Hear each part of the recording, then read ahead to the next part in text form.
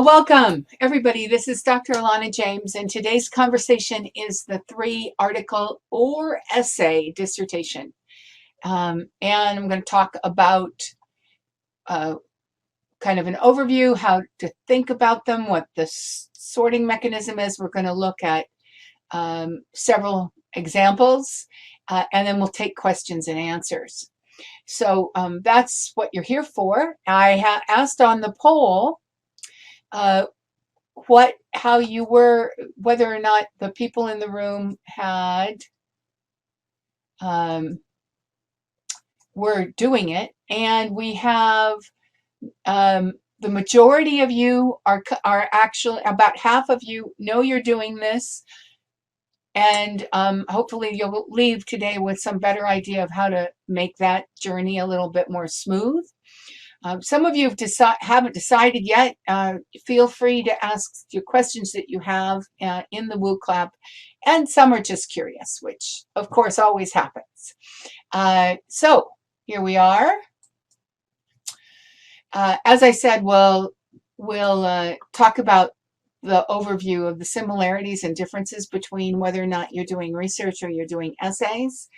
Both are being used by universities. A critical analysis of the organization of some examples that I have, what others say, and then if you have questions, please start putting them up in www.wooclap.com/3article, and we'll go there at the end and answer all your questions. So, research or essay, I actually didn't realize that essays were available as an option until I went to ProQuest today looking for examples. And so there are a lot of different formats that your universities may be offering you.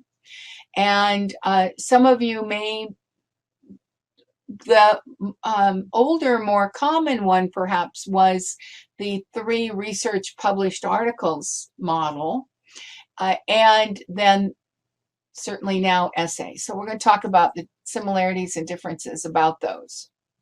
What is the difference between having to write an article, a published peer review article, and having to write an essay? Similarities.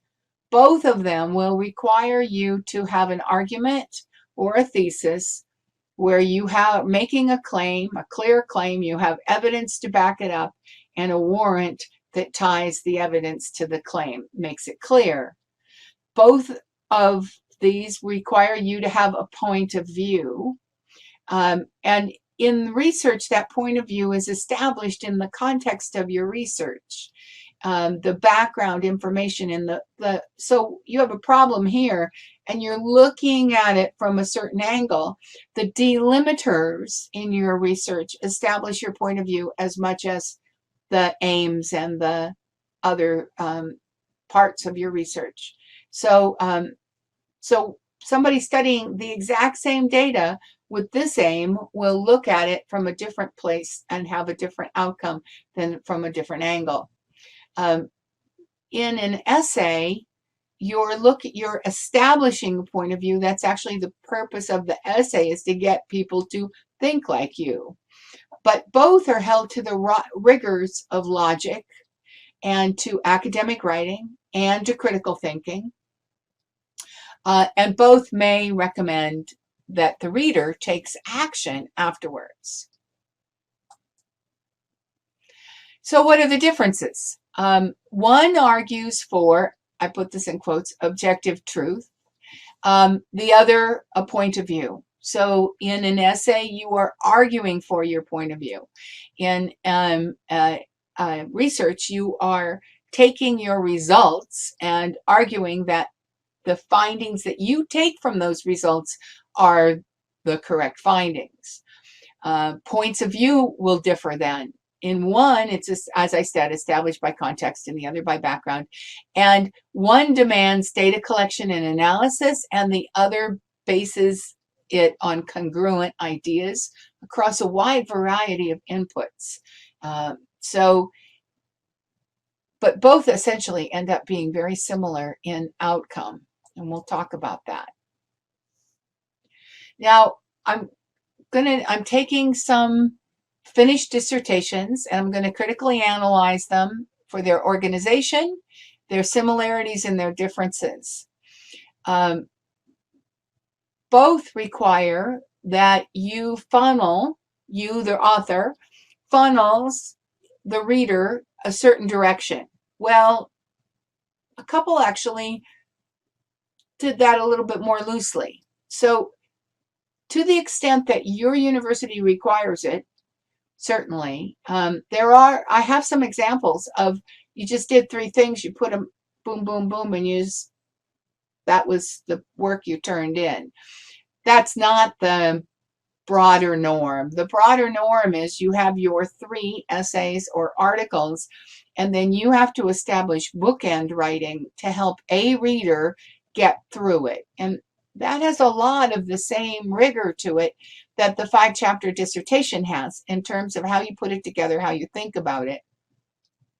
So you're all in the same, I think what I need to say to those of you that haven't decided yet is that you're all in the same boat.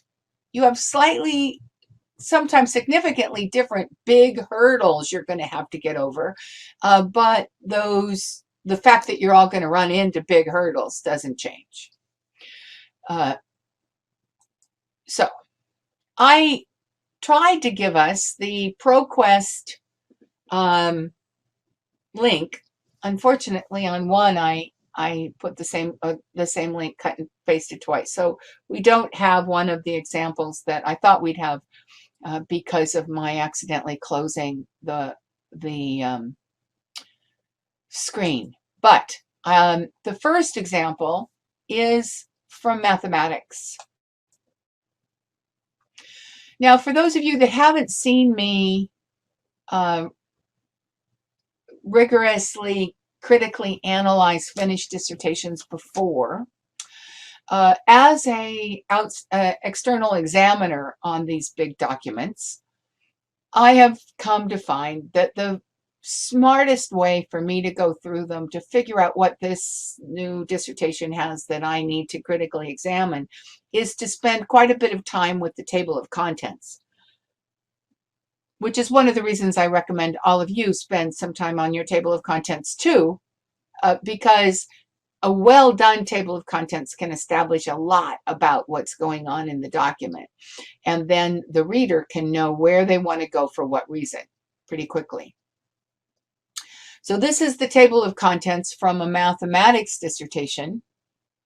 And what you can see is that there are 3 chapters, and each one follows the same pattern of introduction and then some explanation of the mathematical problem that is being addressed, and then some working with that and a conclusion.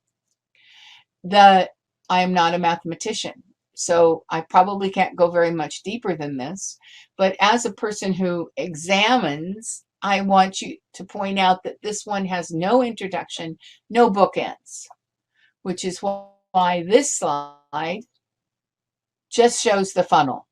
So you have to funnel your reader. There was a reason that these went in this order, or hopefully there would be a reason. If I was a mathematician and I was examining it, I would want to see what that reason was. And I would want to have a conversation with the person who was the candidate about how they put them in order.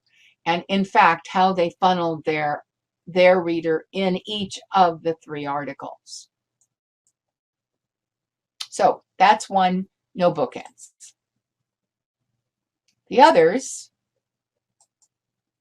have bookends. So essays first. This one, I guess I should show you what it is. Personalized context mining of news streams using graph-based approaches. It's a Doctor of Philosophy in Computer Science. And if you run through so that it is bookended. The first chapter discusses the motivation and overview of the three essays and how they link together. And then there's a very clear organization of the thesis, where we see that in chapter 2, this person reviews the literature for news mining. In chapter 3, discusses the problem of finding and changing detection in news articles. And that's what it's all about. It's about the fact that news comes from so many places that it's hard to know what is news. And chapter 4 is a discussion of the problem of classifying online news articles to know their efficacy. So it's an overview of a topic. Gee, there's a lot of news out here, and how do we know if it's real news or not? Looked at very systematically in several ways, and then a discussion at the end of what was found when you look at them all, conclusions and future directions for this kind of work.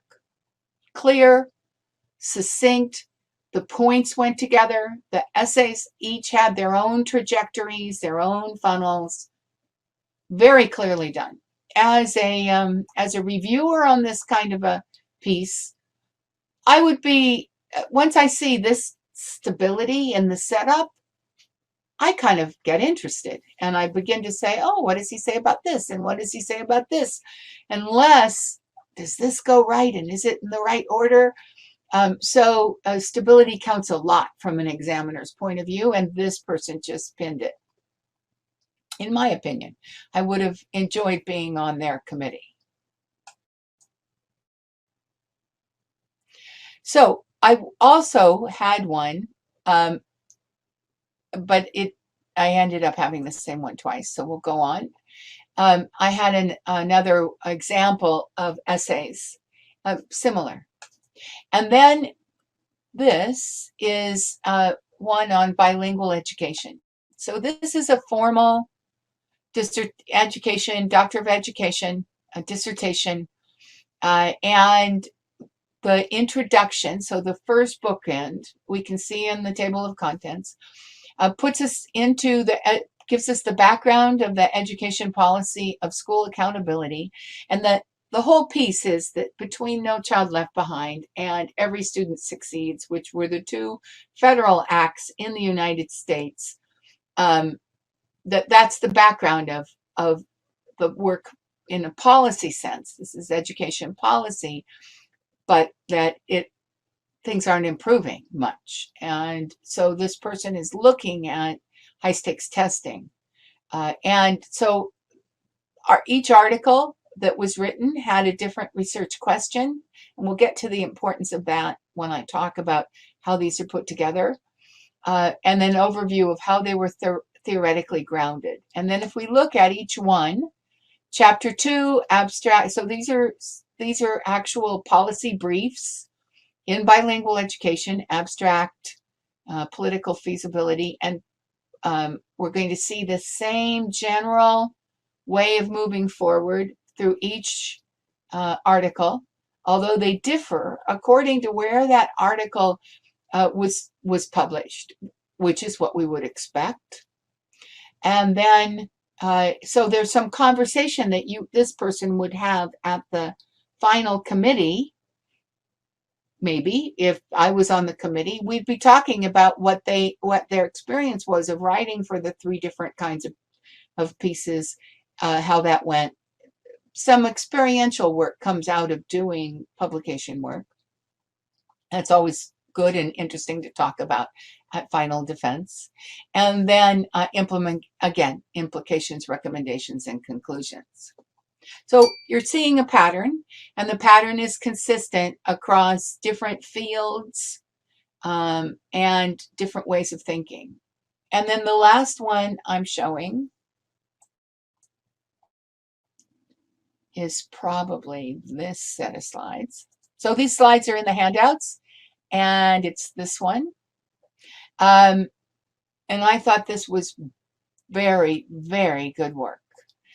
So let me show you why this one passes with above the others standards.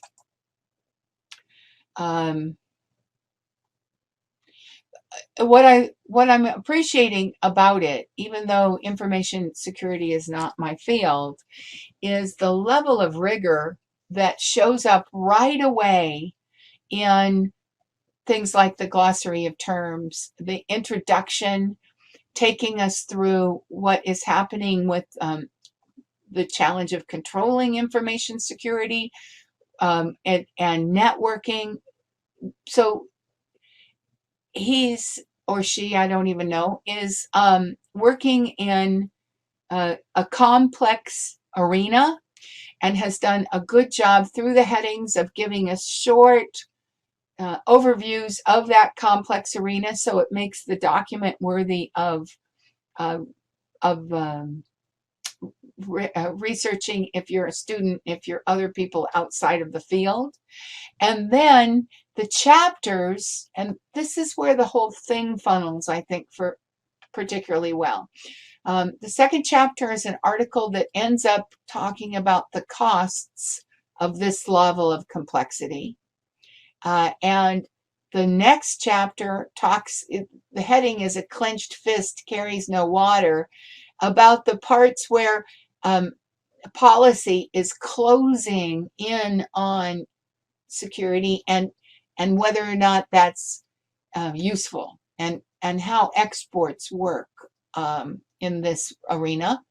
And then the third chapter talks about insurance, because insurance as a private governance issue. So you can see that if this is your field and you're a business person, and of course everybody's dissertation is perhaps getting them ready for their next employment. If I ran a very big company and security and privacy was my issue, and I took a look at this dissertation, I would think that the person had a well-rounded understanding of the issues and had drilled down into some specifics with great clarity, and that they would have a lot to offer my company as a result of having this background and this knowledge. So that's what you see. Those are the kinds of things you see when you just look at these. Now, let me talk about them as documents for you as people who are probably trying to put them together.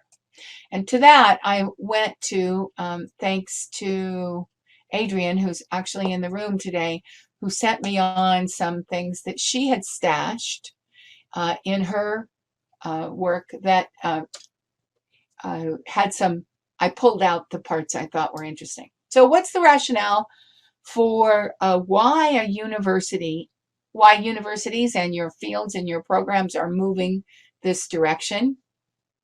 And I think this particular document said it very well, that publishing scholarly papers is a lifelong skill for doctorally prepared, in this case nurses, who assume academic positions, as well as those who look for the big magnet designated health systems.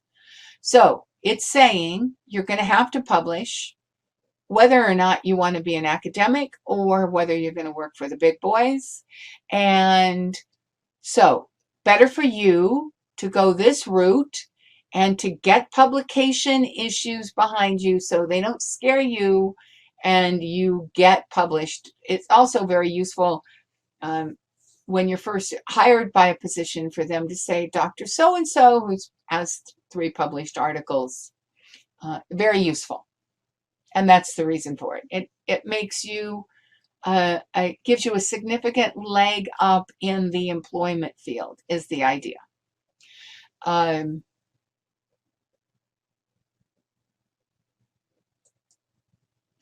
In general, I just wanted to say they sold it a little bit more. They also said that if graduates who publish with their PhD program who have manuscripts are ready to go, under review, or are more competitive for assistant professorships, postdoctoral fellowships.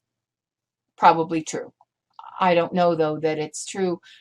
There are a lot of other things that come into the more competitive part, but certainly competitive as a result. All right, so then in general, we look at this, and the 3-article style has some challenges to it. And the biggest challenge is how to have them be separate and yet stack up to be a whole, or enough of a whole you can put the bookends on.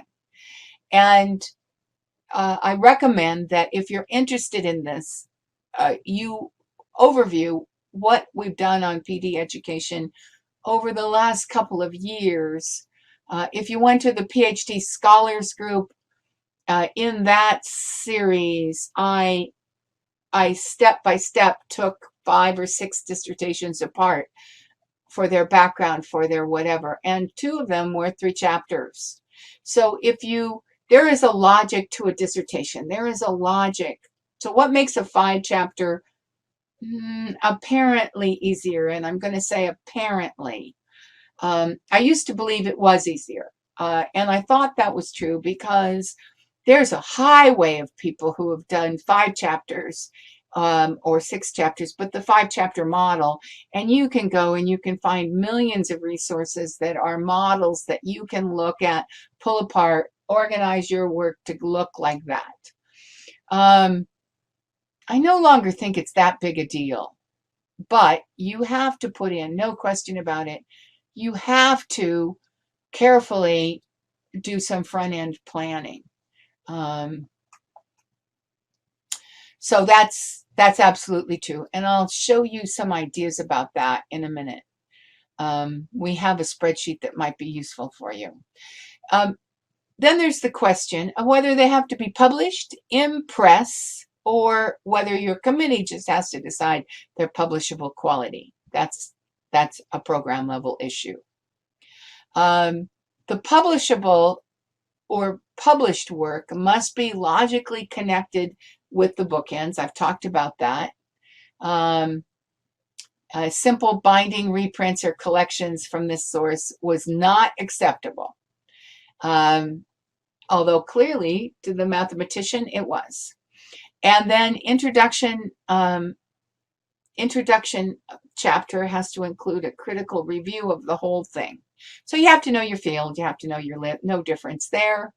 And the conclusion compares and contrasts or ties these pieces together. Now, I don't remember if it was also in the summer boot camps, so you can go to PD Education and you can look for box sets, and the summer boot camps are now box sets. And in the post data one, I looked at 3-chapter or 3-article dissertations, and the way they were concluded and the way they tied together and how that worked. So you might have some other things there that would help you if you are at the stage of how do I conclude all this. But one of the ones I think I used there was a soil research. And they had studied, I'm remembering, mushrooms in 2 or 3 parts of Louisiana. And at the end, they were comparing. So they had actually done 3 different biological soil samples type studies. Or maybe it was trying to get the water back. I've forgotten now the specifics. But it was a biologically oriented one, and you did 3 different things. And that's pretty easy to separate.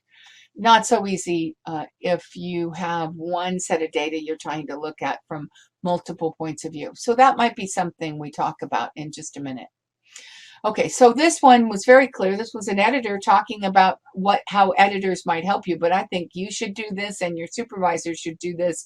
The most helpful advice is to look at the abstracts of the planned manuscripts. So you don't even have to wait till you have abstracts. We have a spreadsheet. You can design the spreadsheet.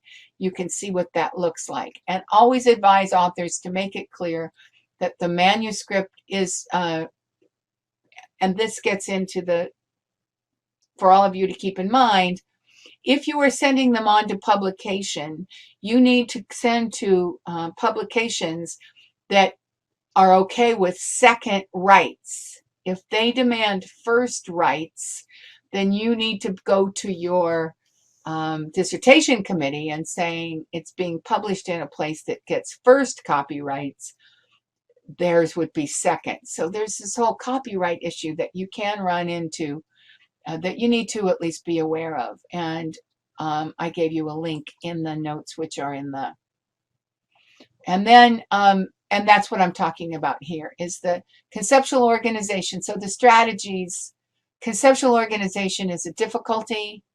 And the copyright issues may be a difficulty, and editors hopefully and publishers are working together to get over that one.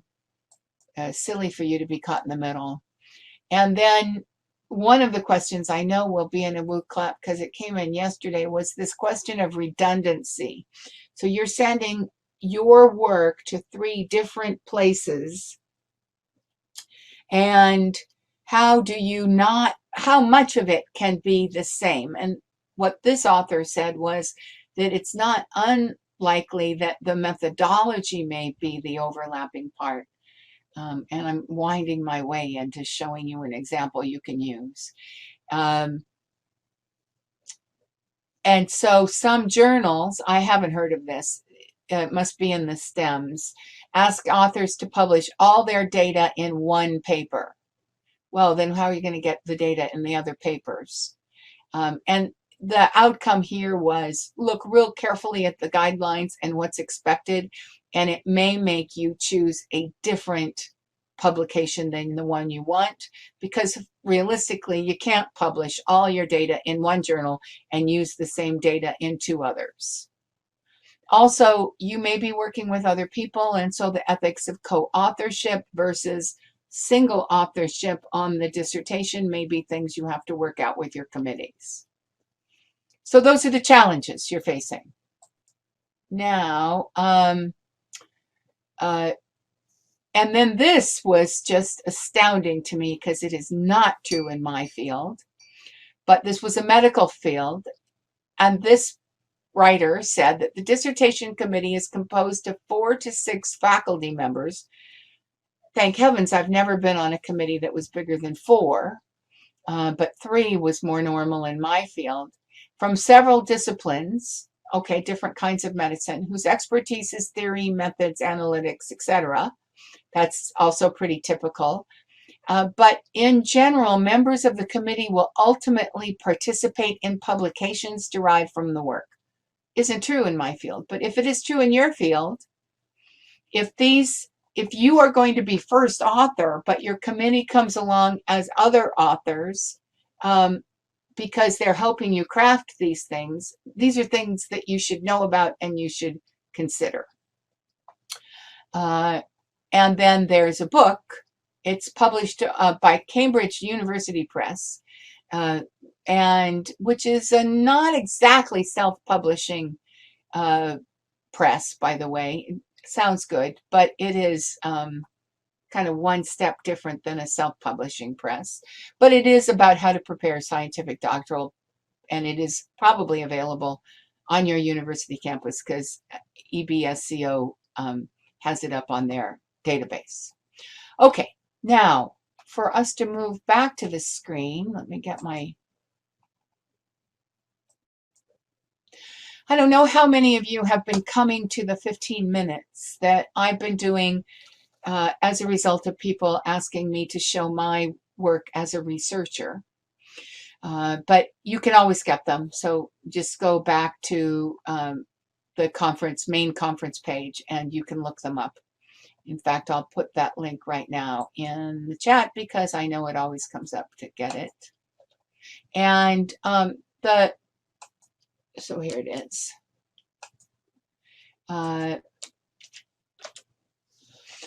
Part of that, I'm writing 3 articles that I thought were going to come out of all the same bunch of data. And as I've worked the process, so I've been authentically working a research process in front of people once a week for 5 weeks now, a few more to go. And this that you're looking at is up on the PD Education website. I think if you put in the word spreadsheet, I'm thinking probably it's the the same on my page as it is on yours, spreadsheet for easy analysis of dissertation proposal. And I am using that form. So I said, okay, I want to write 3 articles. Just like you will be saying, okay, I have these data, I want to write 3 articles. Or I'm going to have these data, I think I can write 3 articles. And so I had some ideas, and I worked it through: the problem, the purpose, the basics. And then I took some time with the lit as part of the 15 minutes. In this last week, which is the grade area, I looked at the specifics of research question and methodology and how they would be similar or different. So I'm proposing to you that if you're doing a 3-article dissertation, that you do exactly what I just have done, that you take your ideas and you work them out in that kind of a format, and then you see whether or not they're similar or different. The one editor said, look at the abstracts for each. Well, these roll out to be abstracts, essentially. You say, this was the problem, and this is what the lit says, and these are the questions we asked, and this is the methodology and the data collection and analysis. So these roll out to be an abstract. And you see right away, I saw right away, interesting, that in my process, it turned out I couldn't use the same data for the 3rd one, because when I got down to what was the most interesting question I could ask, I thought I could talk about the usage of various remote components of our online professional development. But the most interesting question is whether or not you, as people using our stuff, are actually using, if there's a one-to-one correspondence or some kind of a correspondence against the questions you ask and the things that you are using the site for. And I didn't have those data in the bootcamp data. So it turned out to be a second set. And good to know, if I had been in your shoes and I was designing this for dissertation purposes, I would have had to say, can't do it with one set of data, and then I'll have to go to IRB for 2, etc. So useful tool. Hope it's useful to you, and I think it may, at least, if nothing else, it'll give talking points about how you see these working out to your supervisors, and they can work with you with alacrity. Okay, so back to slides.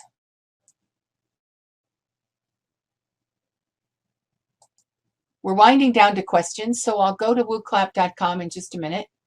And it's wooclap.com/3, numeral 3 article.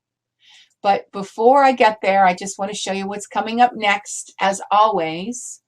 Tomorrow, we have the pre-proposal thesis design community. And this is where it's appropriate for you to come and ask, really, this is what I want to do. This is the problem I'm having. And you can do that in WooClap if you want to be anonymous, or you can do it in chat. And everybody chimes in with what worked for them and what's going on.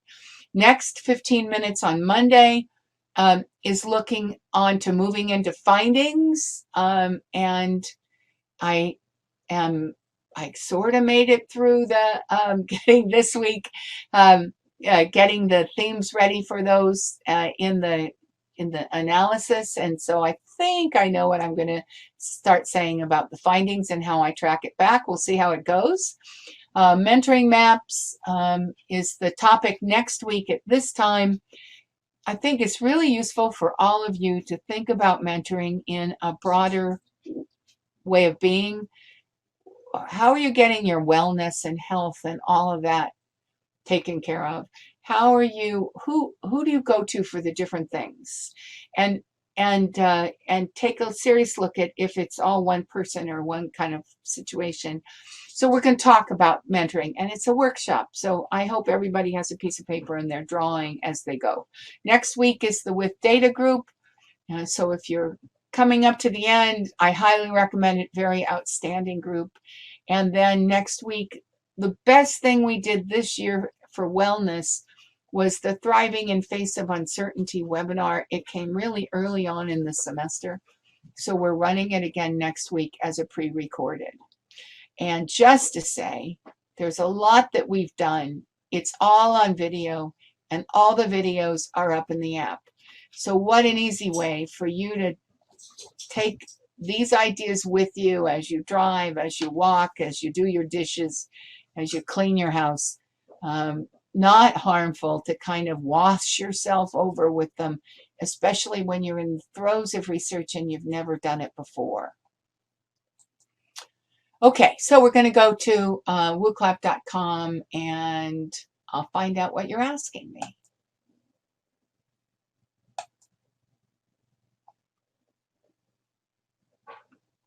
And let me go to 3 article, display.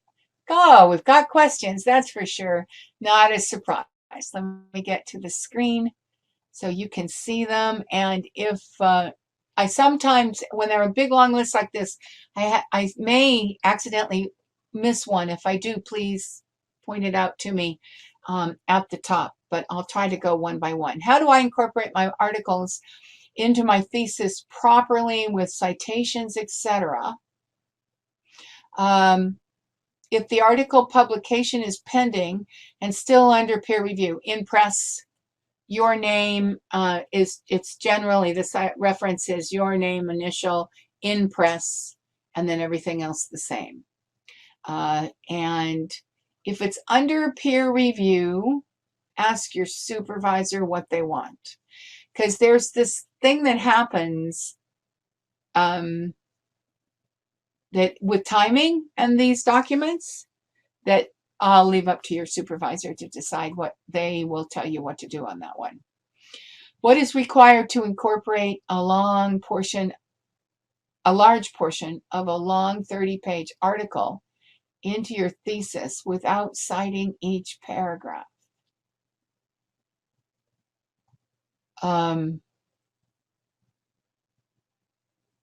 Well, I'm not sure I understand. You're using the word citing, which means to me that you're writing in your own words about ideas that you've gotten probably emerge from a number of people. And so some paragraphs would have this key piece cited with a bunch of other people. Sometimes it would be singly. And in fairness, you're not citing every page. Not every page of this 30 pages had something that you're going to talk about, because you're not replicating their 30 pages. You're merging in and taking in its own direction. So I think when you come right down to it, over the course of writing, this challenge will disappear, because your first draft is where you're really clear. As these things mature, some things go away, some things get added, and any one piece stops having such a prevalence. And you're saying thesis, which if you're in Europe could be a doctoral piece of work. If you're in the United States, it could be a master's piece of work. And you might also think about just commenting in your acknowledgments that there was one seminal document that catapulted your work, and you want to thank that author for their background. And then that takes some of the burden off of the fact that it underpins a lot of what you're saying, and you're looking for other people who back up that author as you go, so it isn't always the same author every paragraph. Hope those are helpful. I was trying to log into my university PD education site, and it said I'm not on the list anymore. Can I advise? It was working last month. Anytime you have technical issues with your PD site, you go to Sonia at pd.education and you tell her that story, and she will get you on. If this person is from DCU, then the challenge will be DCU is later than everybody else, and we just got new data, and we flush old data before we put in new data. So that means that you weren't on the new DCU list, probably. These things happen. Sonia will get with Linda in the graduate studies office if that was the case. I have too many articles going on and not sure which 3 to include. Oh, well, good for you. You're going to be a publishing guru. I would recommend that you put them all up, and then you think about what's going to make the best bookends. Your dissertation is one reader, and that reader needs to see to make the biggest splash in your field. What are the 3 that go together so that the bookends make a wow statement? That would be the question I would ask. My question is, how do you decide which article comes first when you combine them? Again, it's the funnel. So let's go back there just to talk about the funnel if you haven't. And if you go, I've done a lot of work in PD education on publications. And so anytime I talk about anything, I bring up this funnel picture. Your reader needs to start understanding the big issues. And then you need to know what 3 ideas you want them to take with you at the end, because we can't hold on to more than 3 ideas per whatever, is a pretty good general rule. So you're deciding which article is best in which position for whatever reason in your field to get your bookended conclusion to have 3 strong points that they will take with them at the end. I hope that's clear. That's everything you need to have in your mind when it comes to designing these things. Between the spreadsheet and this really working this funnel, you should be able, that's why I don't think they're that much harder. And I'm thinking some ways it's easier to do 3 little pieces of lit and 3 other things than it is to do the big lit review that is required for a 5 chapter. So I was talking, I'll just digress for a minute. Some of you were thinking, do I want to do this? 5 chapter, what makes it hard? Lit review, really a bear. Data analysis could be a bear depending on your data, and putting the whole thing together over a long period of time, that makes it hard. 3 articles, what makes it hard? The segregation of them and the adding them together makes it hard. But some of the writing bits may be a little bit easier depending on how logical a mind you have about parsing out your lit. And about the whole question of what your lit library looks like and bringing it together. Difficult to write to, difficult, but a useful tool to know how to write to 3 different journals, to know how to put these together, to know how to do the poll publication thing. Very useful to have before you get out in the rest of the world, because as it now stands, only 10% of the PhDs in the world ever publish. That's a quote from an editor friend. So recommend be in that 10%. It's worked really well for me.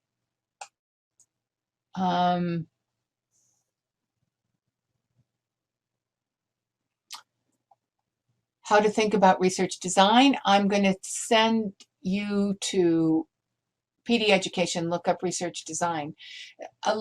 We do a lot of things with the how to think about it. That I have, and the summer boot camps, I took it through the pre-proposal boot camp, probably be really good for you, because I spent a lot of time on the how does it go together and how does it work out as you, because it's this when you start and then it gets a little bit more complicated according to your field. So the how to think about it, I laid out, I think, pretty well in the pre-proposal boot camp. And that's a box set. You can just take it and download it, or you can go to the app. Can you show us how to find the spreadsheet for backward planning? Sure. Let me just get the site up. And I'll show you what it looks like. So backward mapping, this person's asking about, I'm going into the demo site. So it looks like our logos. Backwards mapping is a way of knowing I want to finish here, and therefore I have to think backwards. What do I have to have in place every step along the way in order to get done? And I hope that still goes if I come back to it. Will it still go, or do I have to look at it? There we go. No, I just went away and it messed it up.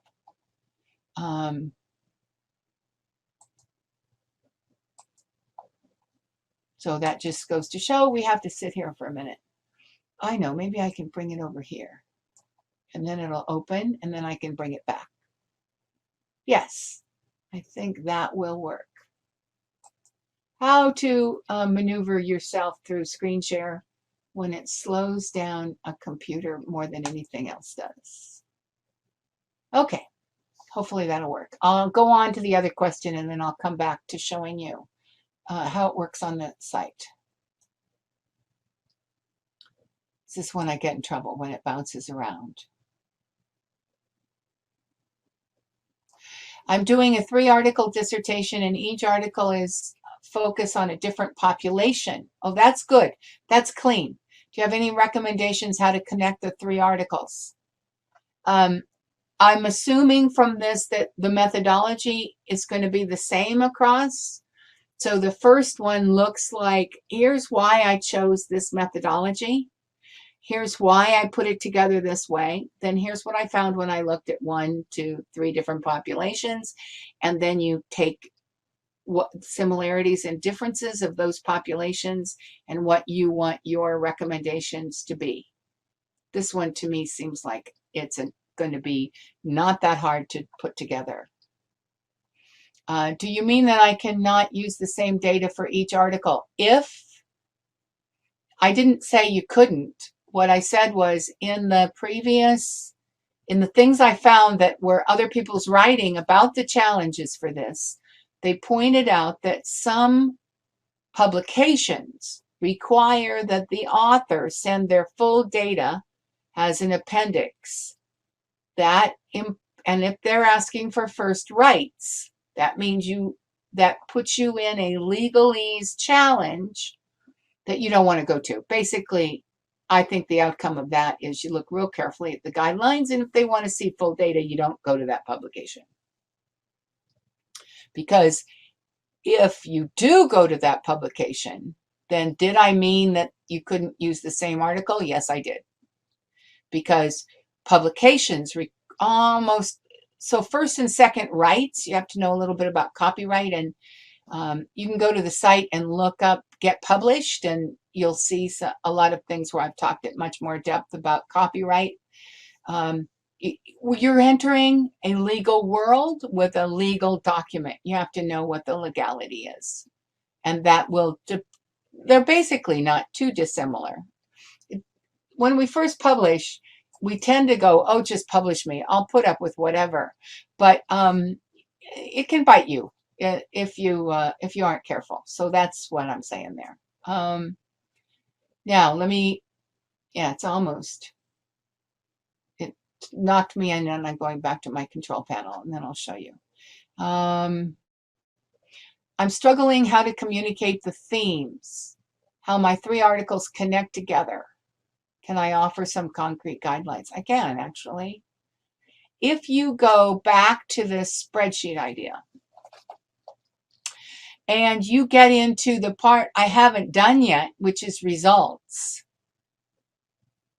the spreadsheet allows you to take your basic ideas for each article and then compare and contrast them in a fairly easy way. So you can meditate on these and you can see similarities and differences, because your bookends are really going to be the overview of the spreadsheet. That's a pretty decent way of putting it. you've got your 3 articles listed out on the spreadsheet, and now in the introduction, you tell them what is going on, overview, and then you tell them in the results and findings what you learned overall.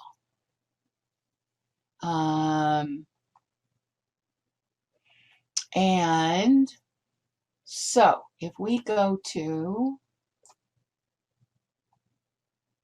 I just have to pull this back into here. Okay, here's the website for the person who asked about how to find backwards mapping. You'll notice we have new search. So you can cruise over these, and the reason is because our videos weren't searchable in our topic areas before, and now they will be. So if you go to any one of the basic general, so the person who asked about research design, I would say go to the research design right where my finger is now. Also go up to directed learning and look, there's some, it's all the directed learning modules are something about research design. And under resources, box sets, that's where you find the box sets from this summer boot camp. Okay, so that's one question that had to do with the site. The other question that had to do with the site is how do you find backwards mapping? I just go here. It's easier when you search. I think this is true always, but it certainly is true on our site. Type little less words rather than more, because more, it gets quite particular. So I just typed in the word backward. Wasn't sure that it always was going to have an S. And you see all the things that we've done on backwards mapping. Okay. So we've got the struggling to communicate the themes. And hopefully the spreadsheet will help. Can you talk about how I connect or design 3 articles? Do they use different methodology? Okay, so you can do that. You are proposing what you want to do. Her or his 3 article has a different methodology. Fine. My 2 out of 3 will have a different methodology. But the 2 that have the same methodology will focus on the data in different ways or have a different data mix within the same methodology, and then I'll have one that looks somewhat different. So let's right away separate methodology and data mix. So you could use the same methodology all the way across and have different data, and that's what will be the American Indians International Students one that we talked about a minute ago. I found myself has to familiarize with quant, qual, and conceptual papers. Okay, all right, so there's a lot here that I'm supposing.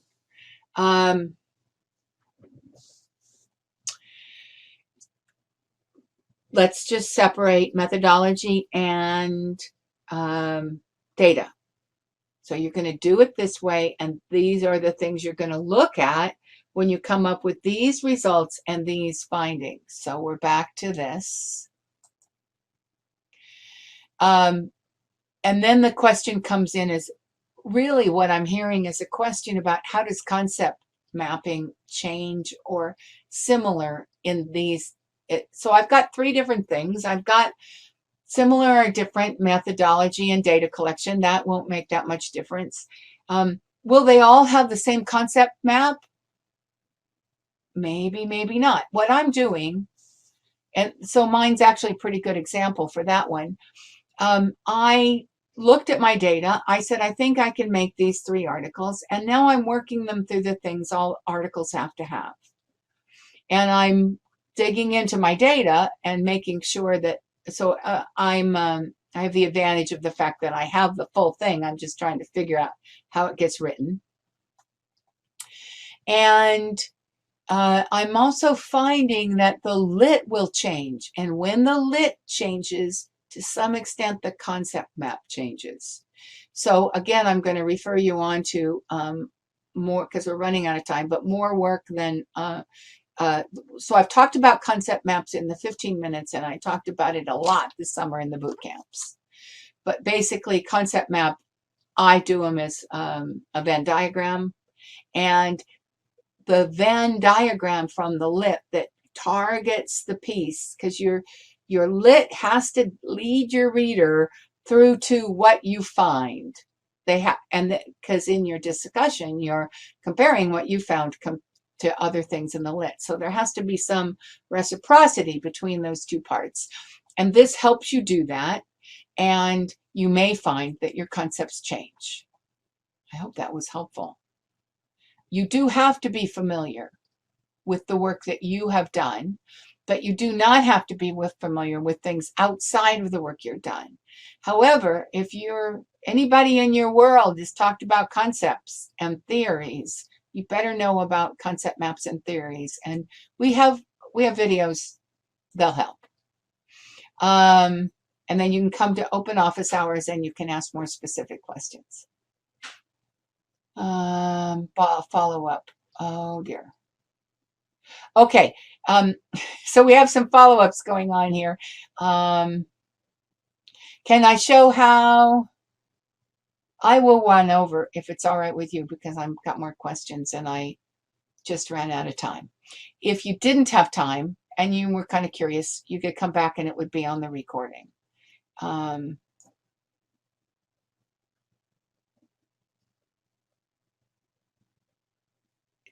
I recommend, I'm trying to find out exactly where I was. Here we go. Can you talk about how you connect? Okay, here we go. I have IRB approval and I did multiple articles for that IRB. Is that okay? Yeah, it's fine. That's what we would expect.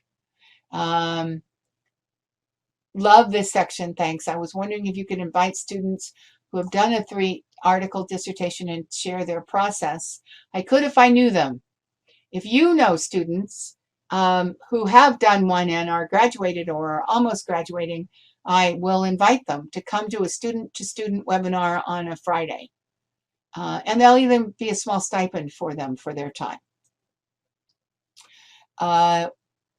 What is my thought on writing bridges between articles and chapters?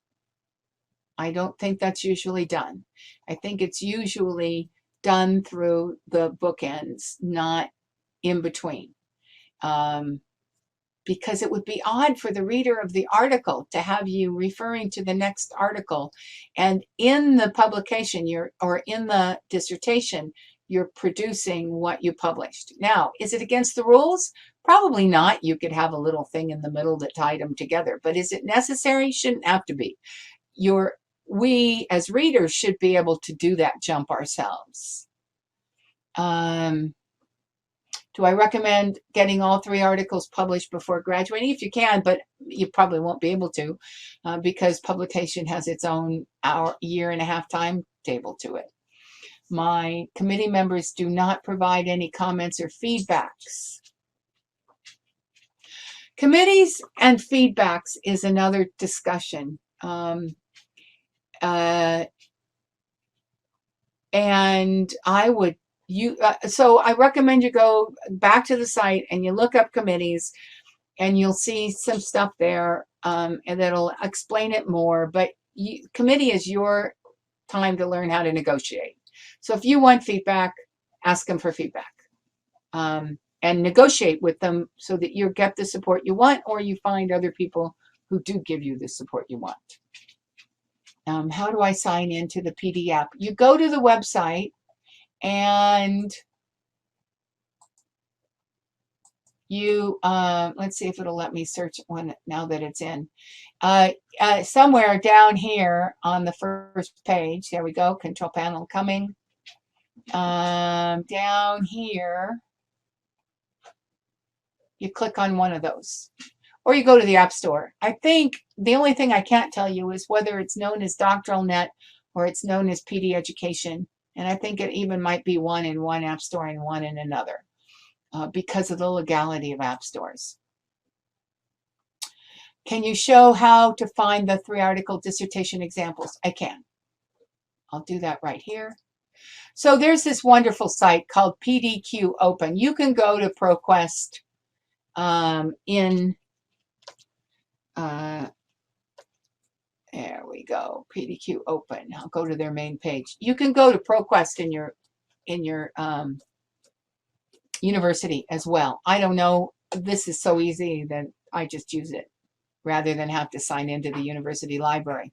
But you get this, and I just literally typed in 3 article. I mean, how easy is that? And it brought up the ones I use today. Some say a 3-article dissertation, and they're interesting. I've done this 3 times today, and it's shown me different ones. So keep doing it. And you're going to see it's pretty easy. And that's a very good place for all of you to start, because you want to find model dissertations that you can use. And then you want to go to the PhD scholars work I did, where I took a series of dissertations apart, one step at a time. And then you can use those as models for your own work, and it will save you so much time.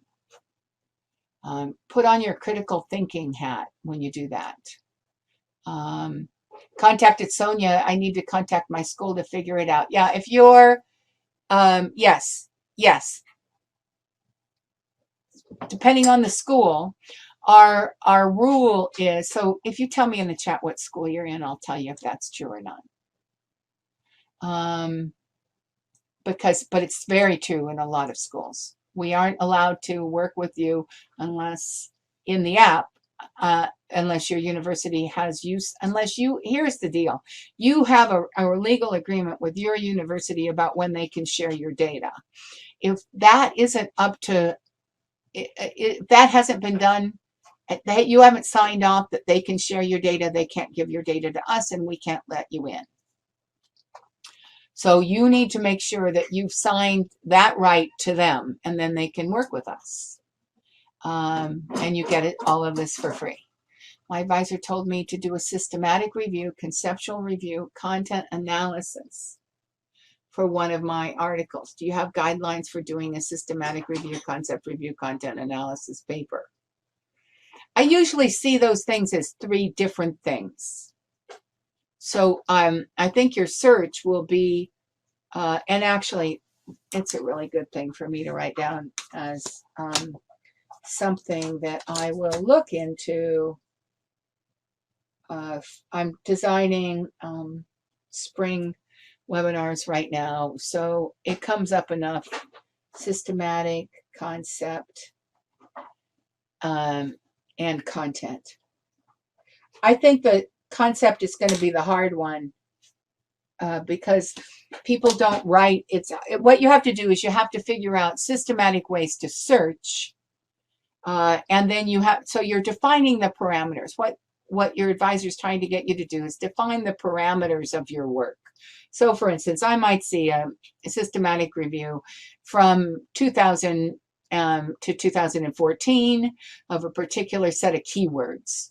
That's systematic. And then they looked in 5 or 6 databases for these keywords. They got so many total, of which so many did this, so many did that. That's a systematic review. A content analysis is a much bigger topic. And a conceptual review, I would think you definitely want to, my advice to this is what you're doing. You want to do it in qualitative software, because it will help you code these things, because you're going to get a lot of documents in, and then you're going to need to code them for the concepts as well as the content analysis. So I think that's what they're wanting. They want you to figure out the system, do the, and then bring it into software. And if you haven't gone to the 15 minutes, that's what I did for 2, 3, and 4 of the 15 minutes, was to show my use of Max QDA that way. It wasn't a systematic review, but I did all the same things you'll be doing. Follow-up. My methodology for each article is different. Oh, you're the different kind of students. My question, okay, methodology different. I'm doing 3 articles, and each article focus on a different population, but your methodology is different. Well, that makes it less an easy thing to stack. But your topics got to be the same. You're not just randomly choosing completely different methodology. So I guess what I have to say is you can use this spreadsheet to do that. You can say, here is the line on the spreadsheet where they are the same, or where there's an easy way to put them together. And so I'm going to use that as the glue, and then I'm going to talk about the differences. So these things boil down to how good are you at critically analyzing similarities and differences. So you're going to talk about the similarities in the beginning, and then you're going to talk about how those similarities ended up with differences and what the meaning of that is in the end. That's the bigger, broader. Glad you came back. That's the bigger, broader way of looking at it. And you have a harder time than I thought you had. I think it's easier to get articles published, but harder to get citations. I don't know what this person means.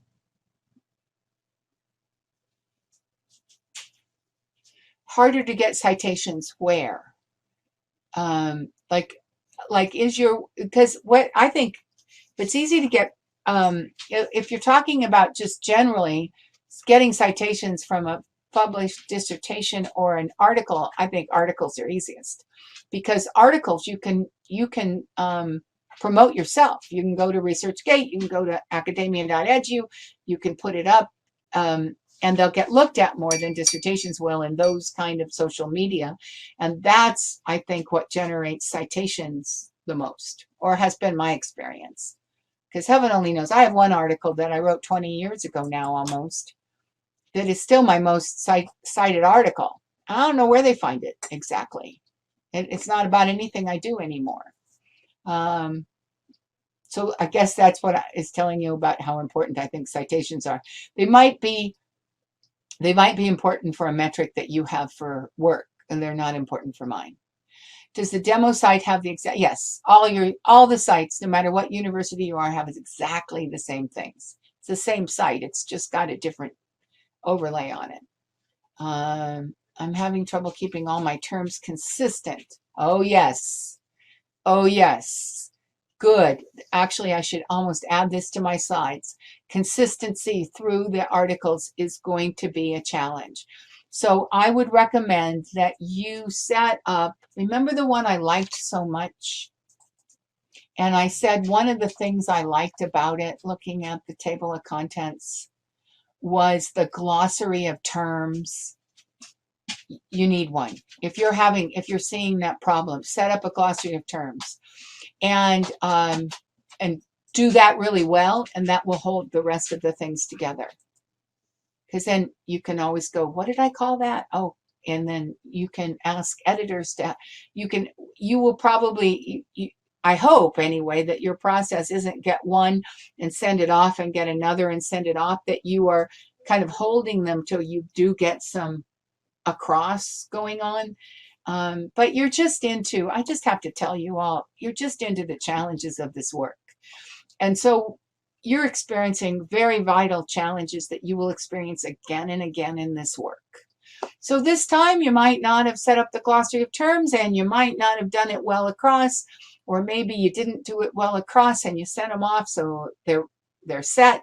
So you put the glossary of terms with more than one glossary, and in the glossary of terms you say see also, so that people, and then you take care of it that way, and you've delimited the challenge.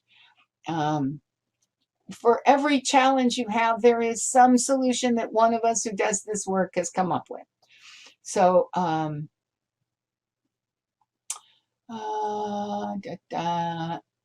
do we decide which journals to submit to for publication? I'm going to send you off to the Write with Passion, right?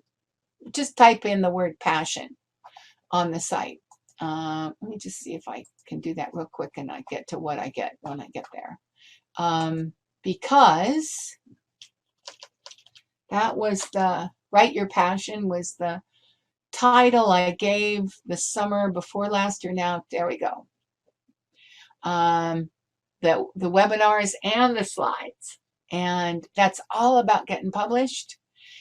My point there was not just get published, but get published in a way that you personally, your passion shows. Because I guess at that moment, pretty tired of professional articles that put me to sleep. So it was I guess the rant I was having. Harder to get other people to cite your articles. No, I think that is what I understood. People will cite articles. I cite articles all the time. When I do a lit review, it's mostly articles. I very seldom am citing dissertations. And so anybody, you want to position your work. So the answer to this is yes, your articles will get cited. You need to do a good background job of getting your work into ResearchGate and into academia.edu with the right keywords so that they get found, so that then when those publications and people like me, a group of publications they think I want to look at, yours is in there. That's really the secret to getting cites. And again, I'll send you back to the 15 minutes because I talked a lot about academia.edu and how I found the lit I was looking for using them, because the work I do is too current, and libraries, university websites, libraries turned out to be more or less useless. Each article about 20 pages. How many pages and details can the lit review be? That's a really good question. The easy answer is it depends on the editor you're writing for and what you want to do is an overview of that publication. And you want to, just like in a dissertation, when you pull out models, you've decided you want to write for that. You pull out articles and you say, I like this one and this one and this one the best, and this one have this much lit. So does this editor like lit? Do these reviewers like lit? Those are the things that determine the answer to this question.